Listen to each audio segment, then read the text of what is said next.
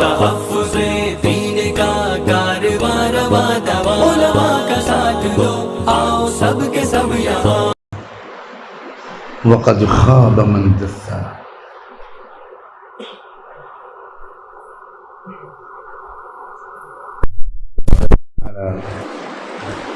व अंबतकुम मिनल अर्ज़ि नबाता। सुब्हान रब्बिका रब्बिल इज़्ज़ति अम्मा यसिफ़ून व सलामुन अलल मुरसलीन वल्हम्दुलिल्लाहि रब्बिल। अल्लाहुम्मा सल्लि अला सय्यिदिना मुहम्मद व अला आलि सय्यिदिना मुहम्मद व बारिक वसल्लम।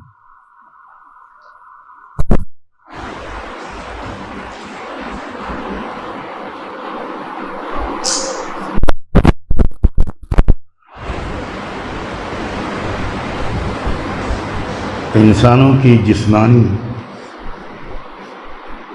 ज़रूरियात पूरी करने वाले ख़जाने और असबाब ज़्यादातर ज़मीन के अंदर छुपा रखे।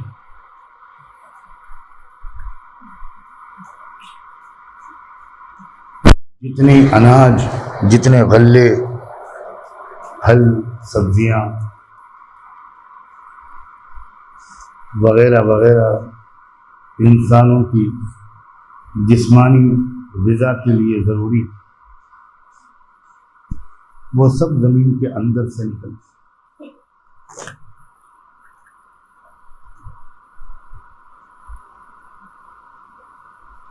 और इन चीज़ों के अलावा भी बेशुमार चीज़ें जिनकी हमको ज़रूरत पड़ती है,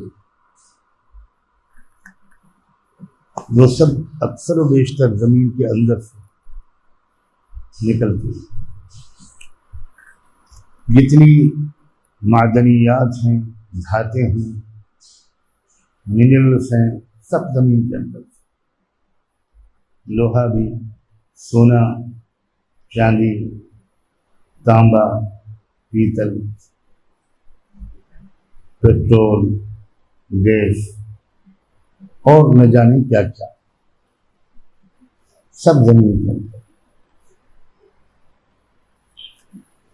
और ज़मीन के अंदर से इन चीज़ों को बाहर निकालने के लिए इंसान को थोड़ी सी मेहनत करनी पड़ती। और ज़मीन के अंदर से इन चीज़ों के निकालने का सिस्टम सीखना पड़ता है और उस सिस्टम के मुताबिक एक किसान को ज़मीन पर मेहनत करनी पड़ती।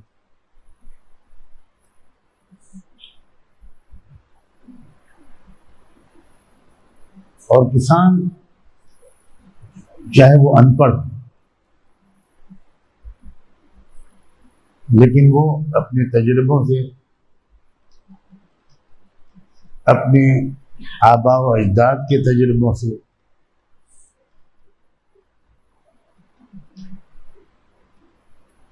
वो उस सिस्टम को समझ लेता है, उस इल्म का वो आलिम बन जाता है कि मुझे अपनी ज़मीन पर कब और किस किस तरह की मेहनतें करनी है। वो खूब जानता है कि मौसम कौन सा होगा जिसमें मुझे अपने खेत को जोतना हो,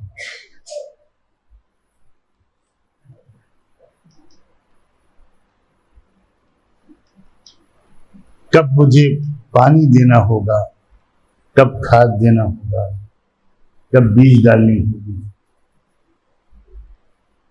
कब फसल की हिफाजत के लिए दवाएं छिड़कनी होंगी, वगैरह वगैरह। जो भी मरहले एक खेती करने वाले को खेती के अमल के दरमियान दरपेश होते हैं, वो उनसे बखूबी वाकिफ होता है और उस मौसम के आने से पहले वो तैयारियां शुरू कर देता है। अपनी बैलगाड़ी दुरुस्त करता है, ट्रैक्टर की सर्विसिंग करवाता है और पूरी तरह तैयार और कमर बस्ता है। और जैसे ही वो दिन आते हैं वो फिर कोई बहाना नहीं करता, कोई सुस्ती और काहिली नहीं करता, किसी और मशगूलियत को खेती की मेहनत पर तरजीह नहीं देता। वो जानता है कि सब पूरे साल के अनाज, गल्ले, सब्जियों, तरकारियों वगैरह का दार व मदार इन दिनों की मेहनत पर वो न सुस्ती करता है न काहिली करता है और न ये सोचता है कि अगले साल फिर जब मौसम आएगा तब कर लूँगा।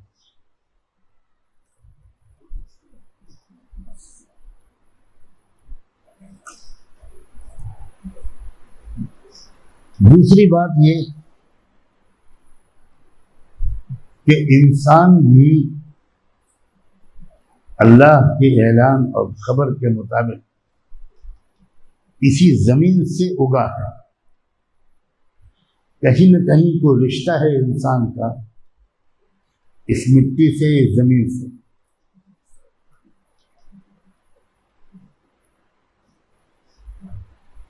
अल्लाह ताला ने कुरान में इसीलिए तो कहा तो अम्बतकुम मिनल अर्दि नबात,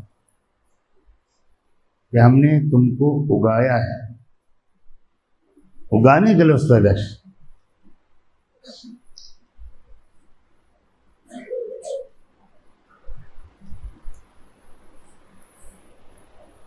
किस तरह इंसान की तख्लीक में इस मिट्टी का कितना असर है। इंसान की तख्लीक के पहले मरहले की इब्तिदा कैसे ज़मीन से होती है, कैसे मिट्टी से होती है। इंसान की पैदाइश जिस मादे से होती है वो खून से बनता है और खून ग़िज़ा से बनता है। वो ग़िज़ा ज़मीन से मिलती है। ये आसान तशरीह है जिसको हर शख्स समझ सकता है, वरना असल में तो इस आयत में कुरान के नजरिए इर्तिका को बयान किया गया। किन मराहिल से गुजर कर इंसान एक इंसानी शक्ल में वजूद में आता है। थ्योरी ऑफ एवोल्यूशन, वो जो हकीकी है, जो कुरानी है, जिसमें इंसान किसी जानवर की औलाद नहीं बनता।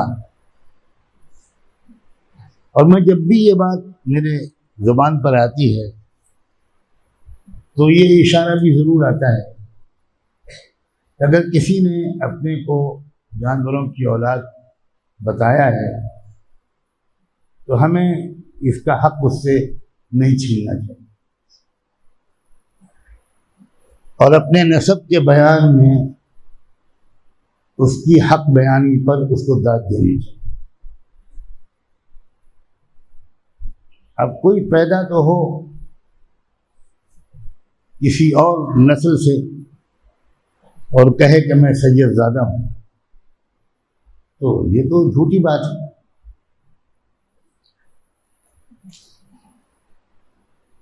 अब अगर कोई अपना नस्ब सही सही बता रहा है तो उस पर तनकीद करने की क्या जरूरत है। उसका तो शुक्रिया अदा करना चाहिए कि आपने सच बोला। और जाहिर है कि आपको अपने नस्ब के बयान का हक है, हमारे नस्ब के बयान का तो आपको हक नहीं।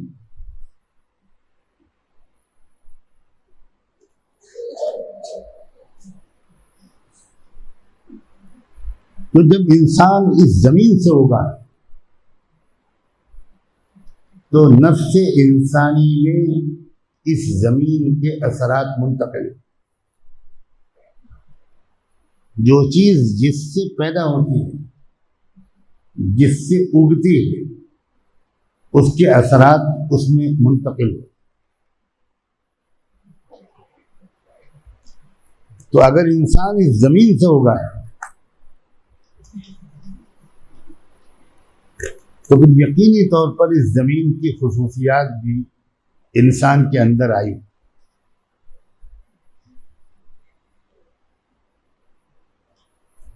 एक खुसूसियत इस वक्त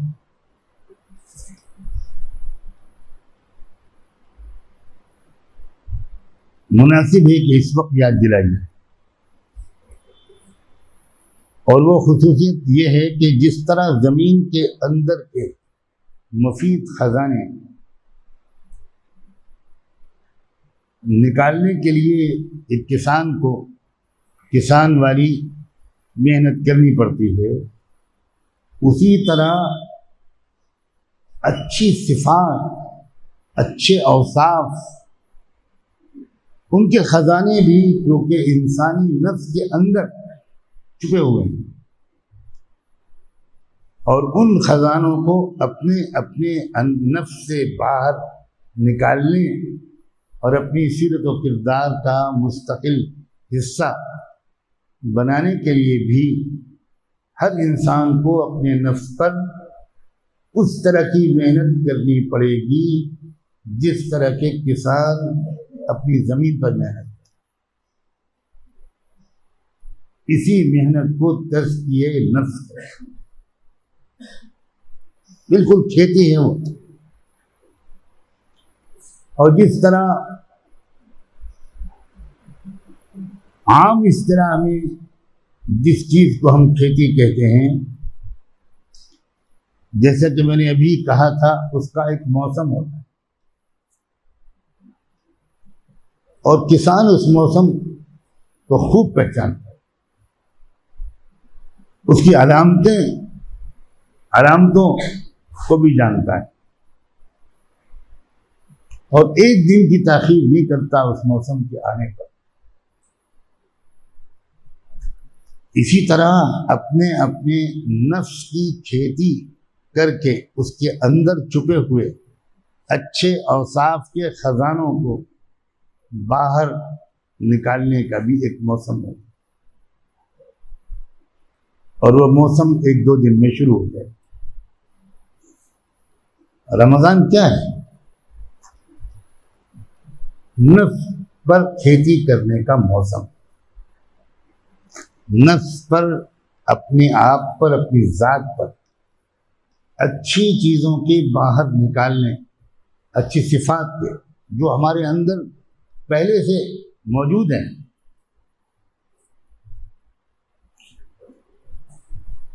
बस उनको बाहर निकालने के लिए और अपनी सीरत व किरदार का मुस्तकिल हिस्सा बनाने के लिए हमें अपने नफ्स पर किसान जैसी मेहनत करनी है। और जिस तरह किसान मौसम के आने से पहले तैयारी शुरू कर देते, उसी तरह रमजान के शुरू होने से पहले समझदार इंसान वो है जो पूरी तरह ज़हनी तौर पर, नफ्सियाती, अक़ली, क़ल्बी तौर पर उस मौसम को महसूस करे और तैयारी शुरू करे।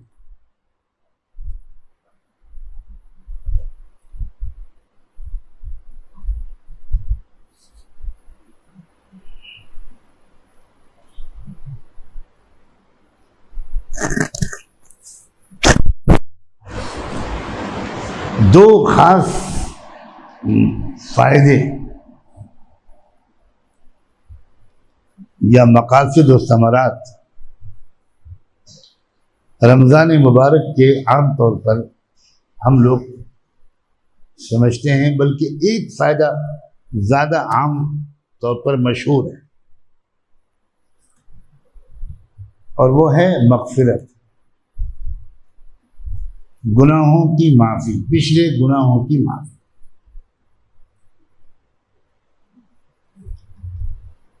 और गौर किया जाए तो इस एक मकसद के अलावा एक दूसरा मकसद और एक दूसरा समरा और नतीजा और है, वो ये कि पिछले तमाम गुनाहों की माफी के साथ आइंदा जिंदगी में गुनाहों से बचने की मुस्तकिल इस्तेदाद, जिसको तकवा कहते हैं।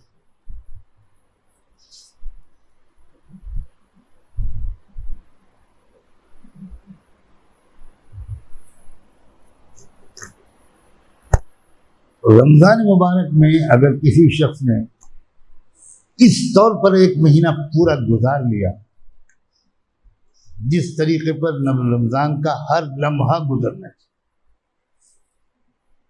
एक जबरदस्त तब्दीली वो अपने अंदर ले आया, तो रमजान जाने से पहले उसकी जिंदगी को आइंदा मुस्तकिल तौर पर बदल कर ही जाए। लेकिन हमें अपने अंदर अपने इरादे से रमजान में जबरदस्त तब्दीली लानी होगी। मिसाल के तौर पर एक नमाज का अमल ले, एक नमाज हम में से अक्सर बेएहतिमामी के साथ पढ़ते, इस जुर्म का काश के एहसास और एतराफ नसीब। बेइहतिमामी के सैकड़ों मज़ाहिर हैं एक रकत में। मिसाल के तौर पर जो भी नमाज में हम पढ़ते हैं, अक्सर बेशतर मानी को समझने की सलाहियत के बावजूद मानी को इस्तेज़ा के साथ नहीं पढ़ते। अब ऐसी ही नमाज अगर रमजान में भी जारी रही तो रमजान के बाद की नमाज उससे बेहतर नहीं हो सकती,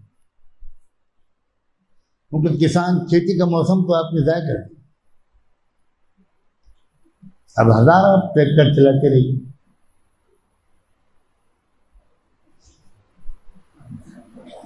छोटी सी मिसालें देता हूं नमाज।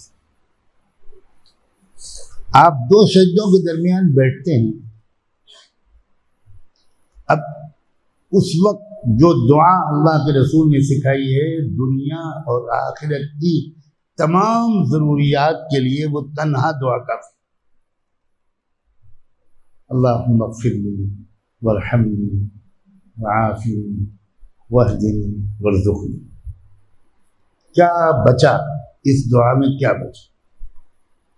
मग़फ़िरत मांग लिया, अल्लाह की रहमत, प्यार, शफ़क़त मांगी, आफियत मांगी, हिदायत मांग ली और रोज़ी मांगी, कुछ नहीं बचा। जिसको ये 5 चीज़ें मिल गई उसको सब मिल गई, लेकिन 99% नमाज पढ़ने वाले अव्वल तो ये पूरी दुआ नहीं पढ़ते। शिकायत के तौर पर नहीं कहता, आप में से अक्सर लोग जो इमामत करते हैं वो 2 सजदों के दरमियान के जलसे में पूरी दुआ नहीं पढ़ते। क्योंकि ये बात सही है कि नहीं? इमाम हजरात हाथ उठाएं। अल्लाहुम्मा ग़फ़िरली वरहमनी। अल्लाह, जरा बीवी को ऐसे प्यार करके देखो, नया सैंडल मारे बाटा का।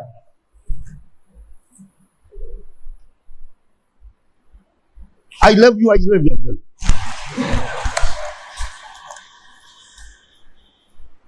आधा किलो मिर्चें उस दिन के सालन में डाल दी और तुम पागलों की तरह नाचोगे एक रुकबा खाकर। ये तरीका है बात की। किस तरह यानी अल्लाह कैसे बर्दाश्त कर लेते। आज मुझसे कोई माफी इस तरह मांगे,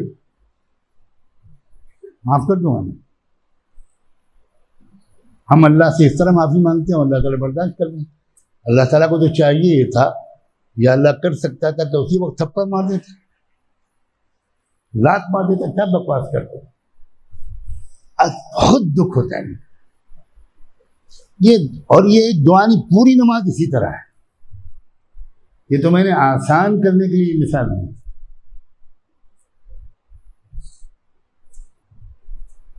सुभान रब्बियल आला, सुभान रब्बियल आला। अगर उसको जरा कनेक्ट कर देते, दिमाग को उसी तरह मुतवज्जे कर दे, तो ये नमाज कहां से कहां पहुंची।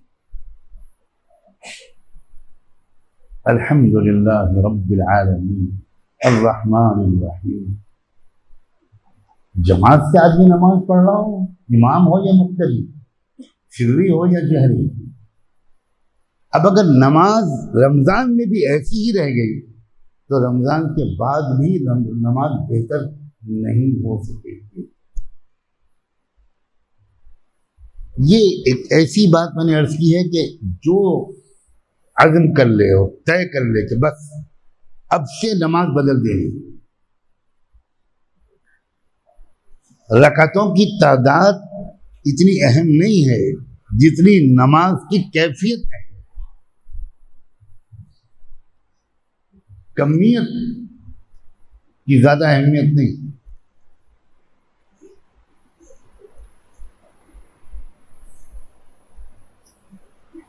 अब ये इतनी कितनी मतलब ये मिसाल देता हूं, अपने लिए भी कहता हूं, आपके लिए भी कहता हूं। अब तहियात जो है ये क्या है, रूए जमीन पर आज तक इससे बेहतर कलिमात किसी उम्मत को, किसी नबी की उम्मती को पढ़ने की तौफीक का मौका नहीं। किस तरह पढ़ते तहियात लिल्लाह व सलावत व तय्यिबात, किस तरह पढ़ते हैं। तो मुक्तदी इमाम के ताबे होता है, इसलिए वो तो इमाम के साथ सलाम फेरता है। लेकिन जो तन्हाई की नमाज है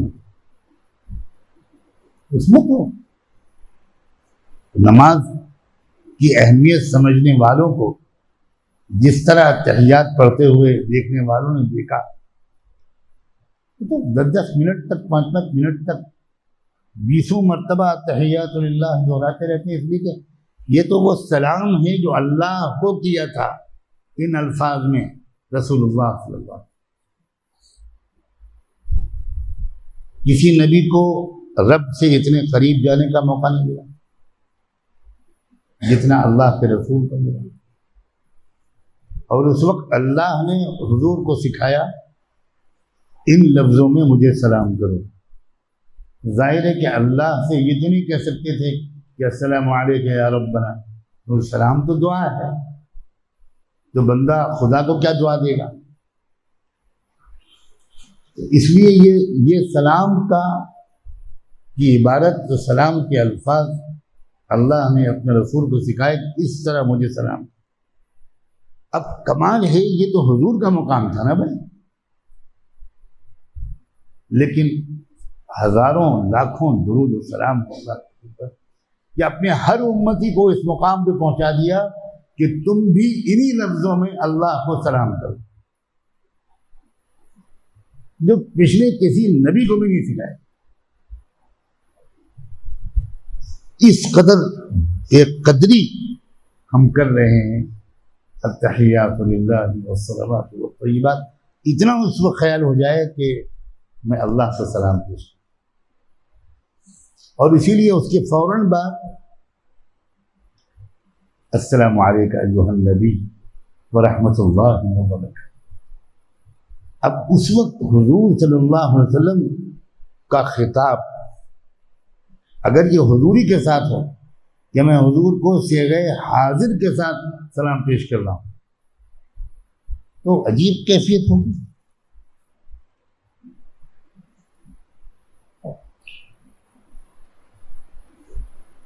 इसी तरह पूरी नमाज, अगर रमजान में सिर्फ नमाज बेहतर कर लो, दिल की खेती लहराने लगेगी। हो रहा है उल्टा। रमजान में तरावी, कुरान मजीद जिस तरह राजधानी एक्सप्रेस की रफ्तार से हमारे अक्सर हाफिज लोग पढ़ते हैं, यालमून तालमून यालमून तालमून यालमून ताक़िलून तफक्करून यालमून तफक्करून, ये कुरान पढ़ने का अंदाज। अब तो कुछ सुधरने लगा है, वरना यूपी बिहार वगैरह में तो ऐसा लगता था कि रामायण पढ़ी जा रही है, महाभारत पढ़ी जा रही है। कोई संस्कृत के पंडित जी आगे खड़े हैं, गलती से कुर्ता पजामा चोरी का उन्होंने पहन लिया है। कुछ नहीं समझ में आता था कि ये कुरान पढ़ रहे।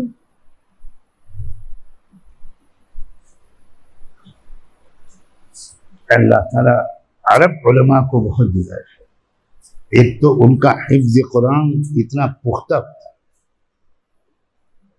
और वो तरावी में अक्सर वहाँ के आइम्मा समझ कर पढ़ते हैं, तासुर लेकर पढ़ते हैं, उसका असर मुक्तदियों पर पड़ता है।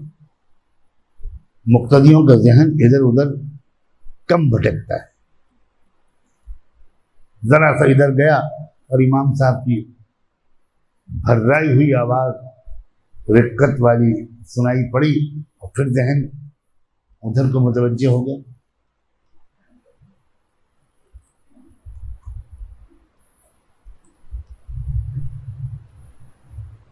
जिन नौजवान तलबा को ऐसे मुनासिब माहौल में जहाँ इन सब चीज़ों की तरबियत हो, वहाँ पढ़ने का, नमाज सीखने का, नमाज इमामत का वगैरह मौका मिल जाए, तो उन्हें तो चाहिए कि वो अपनी नमाजों को बेहतर, इमाम हजरात भी अपने नमाज में और तरावी में कुरान के पढ़ने को बेहतर बनाए। इससे न घबराएं कि अगर हमने आहिस्ता रफ्तार से तासुर लेकर पढ़ा तो भूल जाएंगे।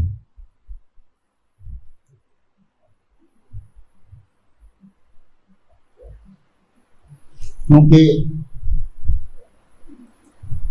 ये होता है और ये हो सकता है,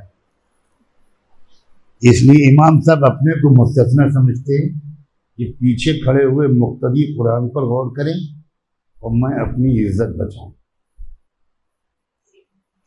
मैं नहीं कह रहा हूं कि मैं अपनी तनख्वाह पक्की करूं, तनख्वाह तो मिलती नहीं वहाबियों के यहाँ, खाली जज़ाकल्लाह मिलता।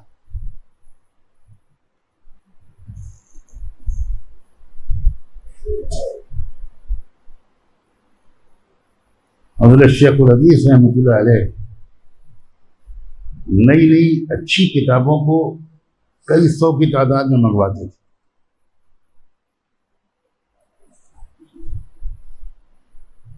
और आने वाले खास लोगों को तो हदिये के तौर पर खुद देते थे, और ये चाहते थे कि लोग उन किताबों को पढ़ें, फैलाते थे किताब। उसके बाद हिसाब हजरत शेख लेते थे कि भाई कितने लोगों को किताबें दी और कितनी कीमत वसूल हुई, ताकि जहाँ से किताबें मंगवाई गई हैं उनके पूरे बिल की अदायगी की जाए। तो शेख ने अपनी आपबीती में नकल भी किया है कि पूरे हिसाब के सफ़े को मैं पढ़ता था तो उसमें लिखा होता था हाजी उस्मान साहब पुना किताब जज़ाकल्लाह, यानी कीमत क्या मिली जज़ाकल्लाह। मौलाना सैयद रहमान साहब पुना किताब जज़ाकल्लाह, और हाजी फुला साहब हाफिज फुला साहब और किताब की कीमत 8 आने। बहरहाल तो अक्सर कीमत जज़ाकल्लाह मिलती थी। मुफ्त हाथ आए तो बुरा क्या है। तो नमाज को बेहतर बनाना, ये दिल की खेती करने की तरफ मुतवज्जे करने में बहुत मुआविन। एक अमल बजाय इसके कि मैं किसी मुतय्यन अमल के बगैर सिर्फ एक मुतलक तरगीबी बात करूँ तो किसी की समझ में नहीं आएगा कि मैं दिल की नफ्स की खेती करूँ कैसे। उसकी अमली शक्ल है नमाज की को बेहतर। हर शख्स अपनी हर नमाज को तकबीर उला से लेकर सलाम तक उसकी हर तस्बीह, हर तकबीर, हर दुआ, हर क़िरात, इसको हुजूरी क़ल्ब के साथ करने की कोशिश करें। पहले ही दूसरे दिन 100% कामयाबी नहीं मिलेगी, बिल्कुल नहीं। इस जहन को गिरफ्तार करके पकड़ के एक तरफ लगाओगे, भागेगा। 1 मिनट 1.5 मिनट इस्तेदार रहेगा, फिर जहन किसी और तरफ चला जाएगा, लेकिन फिर दोबारा वापस खींच के लाने की तौफीक भी मिल जाएगी। फिर दोबारा रुकू में ध्यान आ गया, सुब्हान रब्बियल अज़ीम मानी के इस्तेहज़ार के साथ पढ़ लिया, सुब्हान रब्बियल आला मानी के इस्तेहज़ार के साथ पढ़ लिया, दुरूद शरीफ मानी के इस्तेहज़ार के साथ हुजूर की मोहब्बत की कुछ जायका महसूस करते हुए पढ़ लिया। और अल्लाहुम्मा इन्नी ज़लमतु नफ़्सी, एक तरह से जिस तरह मुजरिम इक़रार जुर्म करता है और जज से माफ़ी मांगता है, उस कैफियत के साथ अगर ये दुआ पढ़ ली तो समझो कि खेती शुरू हो गई।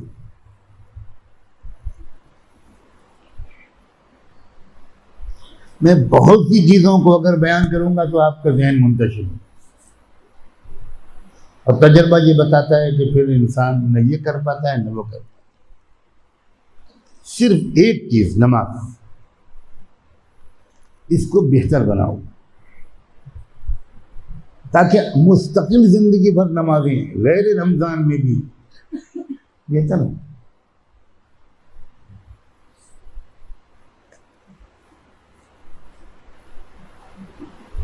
नफलों में, नफली नमाजों में लंबी दुआओं का मामूल बनाना चाहिए, जो फ़र्ज नमाजों में हम नहीं लंबी दुआएं कर पाते।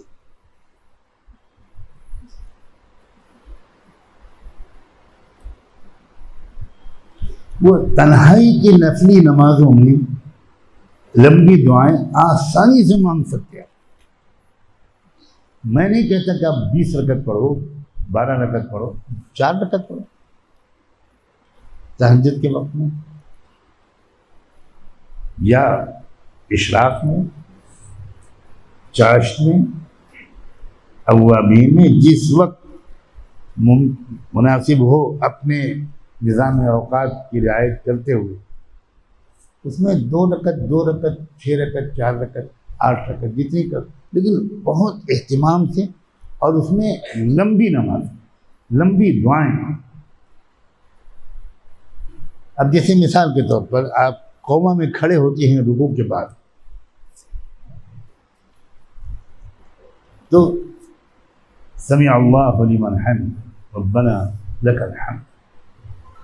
अब ये तो है कम से कम आम नमाजों में ठीक है, लेकिन अब जो मैं कहना चाह रहा हूँ, खेती, नफ्स की खेती और तब्दीली आए हमारे अंदर। अगर नमाज में तब्दीली आएगी तो बकिया अमाल में भी तब्दीली आएगी। नमाज न बदली तो कुछ नहीं बदल पाएगा।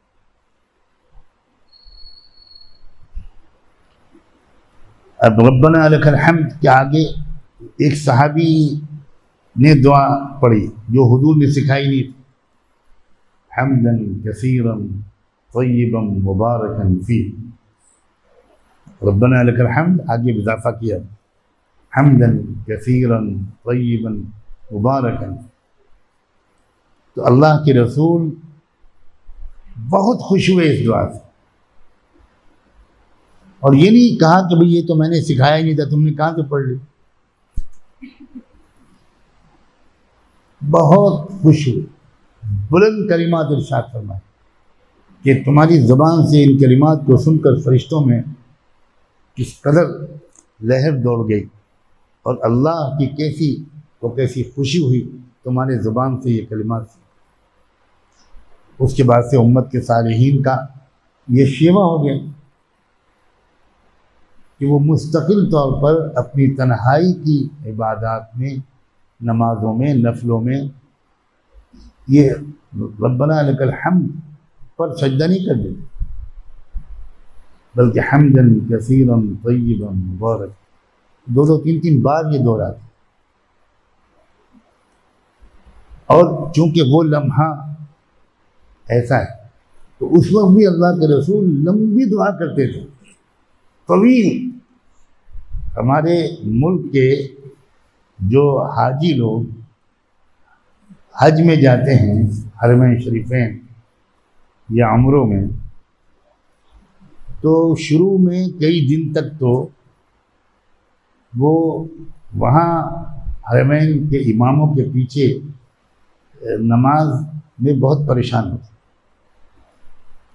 इसलिए कि हमारे यहाँ तो ऑटोमेटिक सिस्टम है, समी अल्लाहु अकबर, और वहाँ कौमा में देर तक दुआओं का तमाम अइम्मा का मामूल, फर्ज नमाजों छोड़ो नफल नमाज, अइम्मे हरमैन और बाज़ तो इतनी लंबा कौमा करते हैं कि हमारे यहाँ के हाजी रुकू से सर उठा के देखते, इमाम साहब जिंदा है, खैरियत तो है सर। उनकी समझ ही नहीं आता कि ये कौमा में इतना लंबा, उनका कि हमने तो मुल्क में बड़े बड़े अकाबरीन के पीछे नमाज पढ़ी, कोई लंबा खड़ा नहीं है, और साबित है हुजूर से। तो ये तो मेड इन इंडिया नमाज है, इसको ज़रा ठीक करो, ये स्वदेशी नमाज बंद करो और अरबी नमाज लाओ।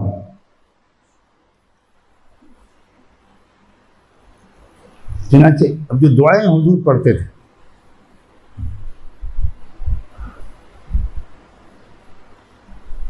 अल्लाहुम्मा जअलनी लका शक्कारा लका रहाबा लका मुतवाआ लका मुतीअन इलैका मुख़बितन इलैका अव्वाहुम मुनीबा। ये दुआ कौमा में पढ़ने का हुजूर का मामूल। अल्लाहुम्मा जअलनी लका ज़क्कारा लका शक्कारा लका रहाबा लका मुतवाआ लका मुतीअन इलैका मुख़बितन इलैका अव्वाहुम मुनीब।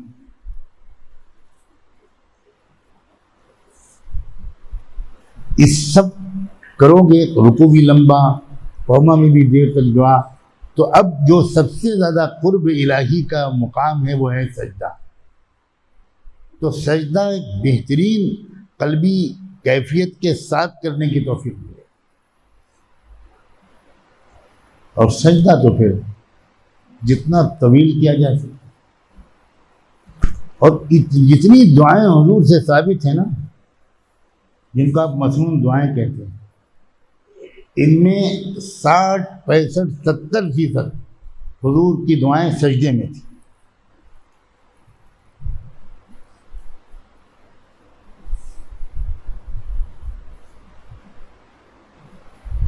तो रमज़ान में अपने नफ्स पर खेती करोगे तो अंदर से नेकियां उबल आए, बाहर आए, नेकियों के ख़जाने, और उस सूरत में आइंदा के लिए तकवा मिल जाएगा। क्योंकि अगर हमने रमज़ान में भी ऐसे ही रस्मी नमाज़ें जारी रखी तो कैसे तब्दीली आएगी? तब्दीली लाने के लिए तो तब्दीली की कोई कोशिश भी तो करनी पड़ेगी।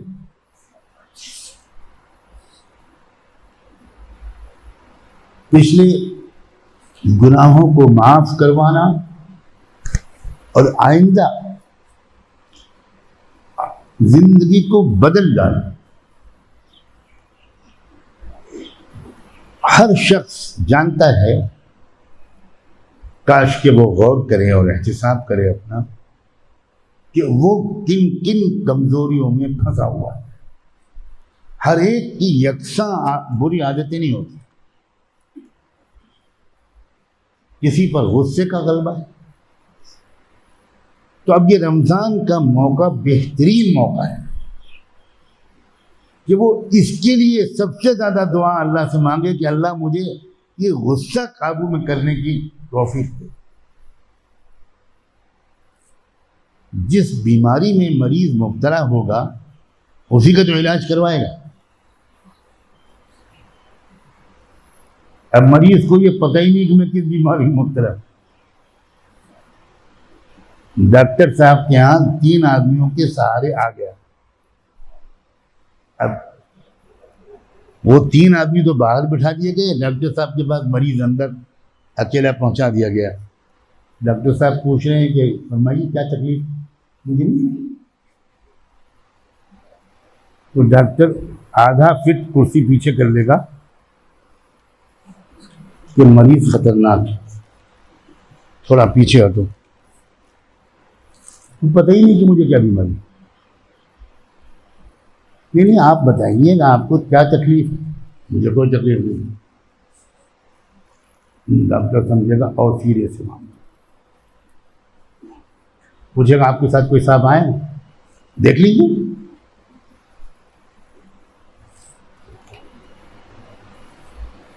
क्या हमारा ये हाल नहीं? 20 रमज़ान गुजर गए, हमने अपनी किसी मुतय्यन बीमारी का इलाज अल्लाह से मांगा।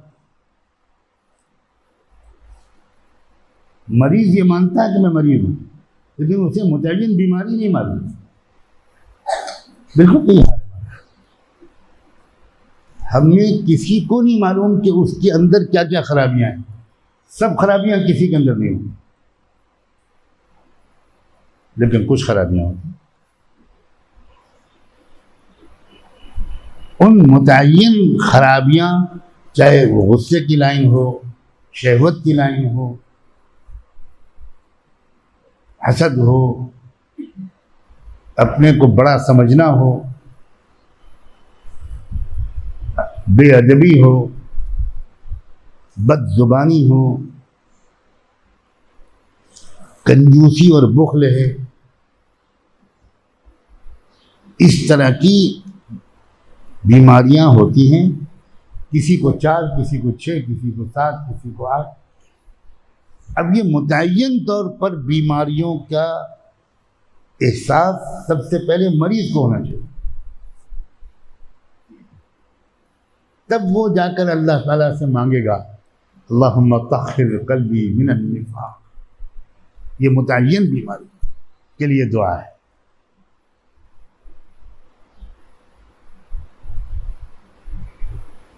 वह अमली मिनल रिया, ये रियाकारी वाले मुतय्यन गुनाह से इंसान अपने छुटकारा मांग रहा है अल्लाह से। उसे ये तो एतराफ़ है और मालूम है और महसूस है कि ये बीमारी है मेरे अंदर।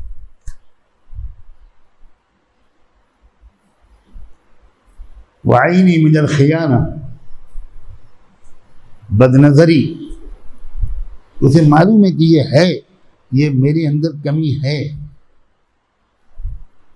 हर शख्स को चाहिए कि रमज़ान से पहले 1-2 घंटे अकेले में बैठकर अपनी बीमारियों को नोट करे।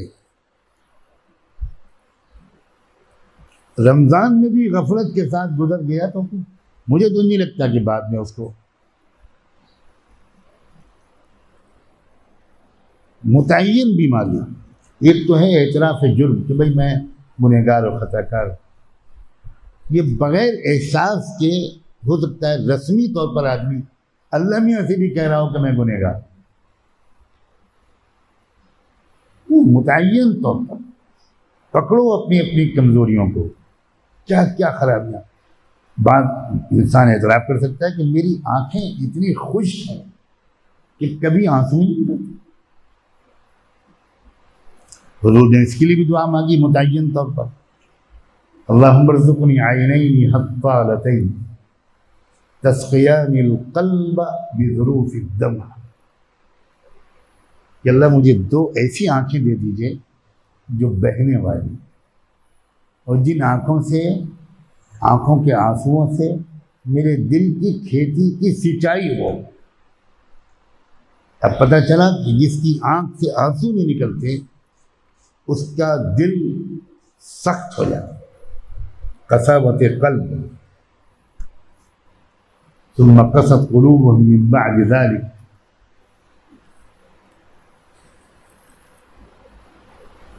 कल हिजारति औ अशद्दु क़स्वा, बहुत सख्त बीमारी है, आंखों से आंसू करना निकलना। और सैकड़ों बीमारियां हैं, तवक्कुल करना होना, अल्लाह के गैर से मुतासिर हो जाना, खौफज़दा हो जाना,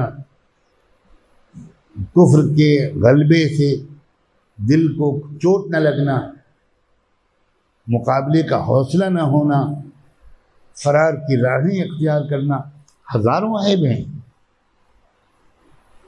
अब अक्सर को एहसास है, और मुतय्यन तौर पर तो मांगने की तौफीक बहुत ही कम लोगों को मिलती है। इसलिए क्या उन्होंने तो कभी अपने अंदर झांक कर देखा ही नहीं, क्या क्या खराबियां मेरे अंदर। क्या मैं गीबत सुनता हूँ? एतराफ़ करो, हाँ मैं गीबत सुन भी लेता हूँ, गीबत कर भी लेता हूँ। कितनी संगीन बीमारी। हुज़ूर ने फरमाया तुम जिना को बड़ा गुनाह समझते हो, अल-गीबतु अशद्दु मिनज़-ज़िना, जिना से ज्यादा सख्त गुनाह है गीबत। फिर गीबत भी अपने उस्तादों की, गीबत भी सालिहीन की, गीबत भी मुहसिनों की।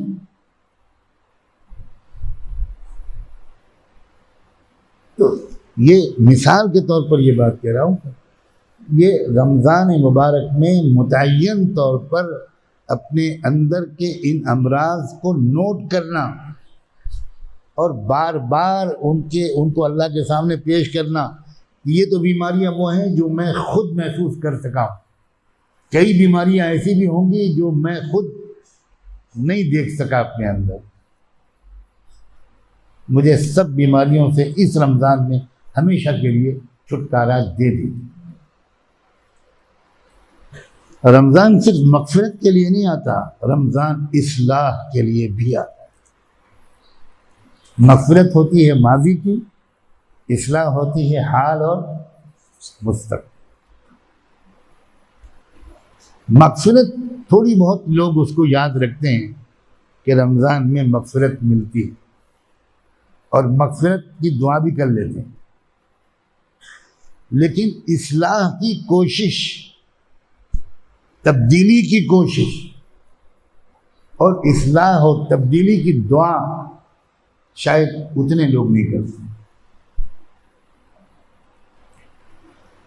अब अगर किसी शख्स का यह हाल है कि अपने घर वालों और अपनी बीवी पर बहुत ज्यादती करता है, बात बात पे डांटता है, बात बात पे दिल दुखाता है, तो ये मामूली खराबी की दलील नहीं है, ये बहुत खराब कैरेक्टर की दलील, बहुत खराब। अब जिस शख्स के अंदर ये बीमारी हो, उसे इस सिलसिले में अल्लाह ताला से बहुत ज्यादा दुआ करनी चाहिए।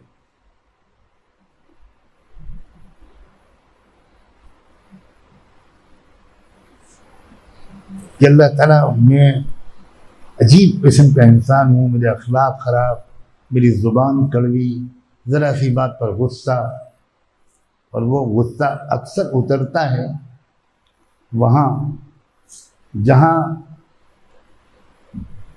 इंतकाम में लिया जा सकता। और इसीलिए इंसान के हुस्न अखलाक का असल इम्तिहान ना खानका में है न कहीं और, घर के अंदर है।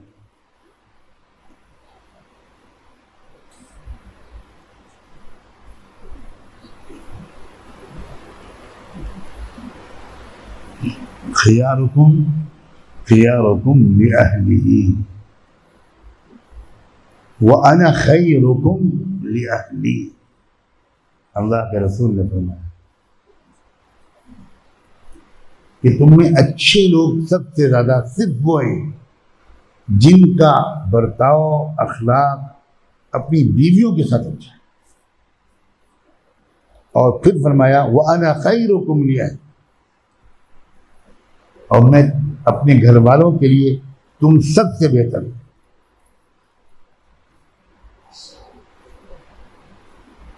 तो ये वो चीज़ें हैं कि जिनका रमज़ान में अपनी सफाई तब्दीली करवा देने का बेहतरीन मौसम। कुछ है ख़ास बात इस रमज़ान में, जैसे मैंने खेती के मौसम की तशबीह दी थी। आखिर क्या वजह है कि आसमानी किताबें सब रमज़ान में ही उतरी, सिर्फ कुरान नहीं। तौरात, ज़बूर, इंजील, ये तीनों किताबें भी रमज़ान में ही दी गई, क्योंकि खेती का मौसम में ही तो खेती की जाएगी। तो एक तासीर इस महीने के अंदर ऐसी रखी गई है कि इस महीने में दिल में नरमी और कबूल करने की सलाहियत बढ़ जाए, और हर शख्स उसको महसूस भी करता है अपनी सतह के लिहाज से। रमज़ान का चांद निकलते ही अपनी अपनी कैफियत में कुछ बेहतरी हर एक को महसूस, तबीयत में बशाशत और नशात, नेकियां करने की तरफ रग़बत बढ़ जाती। या बाग़ी अल जन्नति अक़बिल व या बाग़ी अल जन्नत या बाग़ी अन नारी अदबिर। ऐ जन्नत के चाहने वाले आगे बढ़। एक हातिफ़ ग़ैबी, एक सदाए रब्बानी होती है जो हमारी रूह को मुखातिब करती है और रूह रिस्पॉन्ड करती है। जिसकी रूह जितनी ज़्यादा बेदार और शफ़ाफ है, उतना ही ज़्यादा उसके अंदर एक नशात पैदा हो जाता है।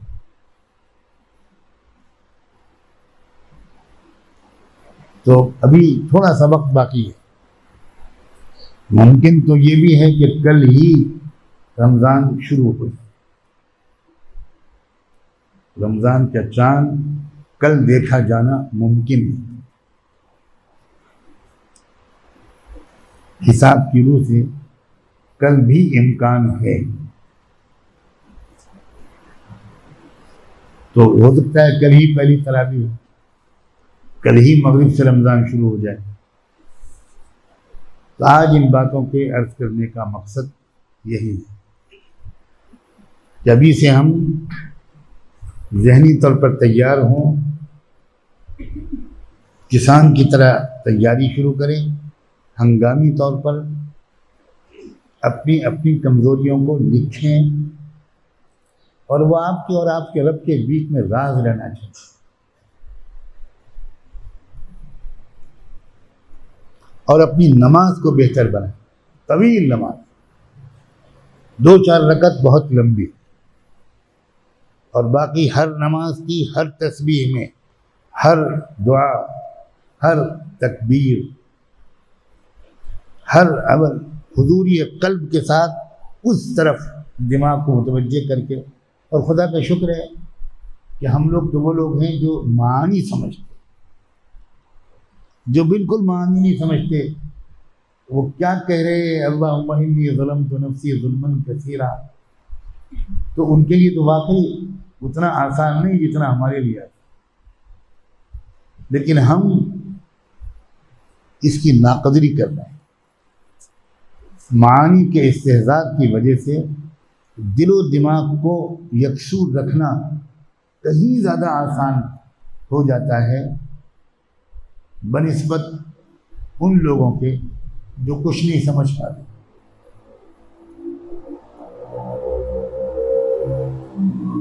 ऐसे लोग जो कुछ नहीं समझ पाते, उनके लिए भी उम्मीदों का दरवाजा खुला। वो यही शर्मिंदगी के एहसास के साथ पूरी नमाज पढ़े कि अल्लाह मैं तो गंवार देहाती, कुछ समझ ही नहीं। यही एहसास सूरह फातिहा पढ़ते रहे और दिल दिल में ख्याल आता रहे कि मैं तो समझ ही नहीं। सुभान रब्बियल अज़ीम, सुभान रब्बियल आला, अल्लाहुम्मा ग़फ़िरली वरहमनी पढ़ते रहें, तहियात पढ़ते रहें और कुरान पढ़ते रहें, कुल वल्लाहु अहद पढ़ते रहें। और ये उस वक्त ये शर्मिंदगी हो कि अल्लाह मैं कैसा बदनसीब हूँ कि कुछ नहीं समझ पाता। हो सकता है अल्लाह ताला को ये भी पसंद आ जाए और उसकी रहमत मुतवज्जे हो जाए। बिलाशुबा वो बहुत मेहरबान है, बहुत शफीक है, बहुत रहमत वाला है। अल्लाह ताला अभी से हमको उसकी तैयारी की तौफीक अता फरमाए और इस माह मुबारक के एक एक लम्हे की भरपूर कदरदानी की तौफीक दे कि जाते जाते ये रमज़ान हमारी माजी को मग़फ़िरत से धो दे और मुस्तक़बिल को तक़वे से संवार आरास्ता कर दे, सजा दे। अल्लाह मेहरबान है। अल्लाह ताला हम सब के साथ रहम करम का मामला फरमाए। सुब्हानल्लाह व बिहम्दिही, सुब्हानकल्लाहुम्मा व बिहम्दिक, नशहदु अल्ला इलाहा इल्ला अंत, नस्तग़फिरुका व नतूबु इलैक।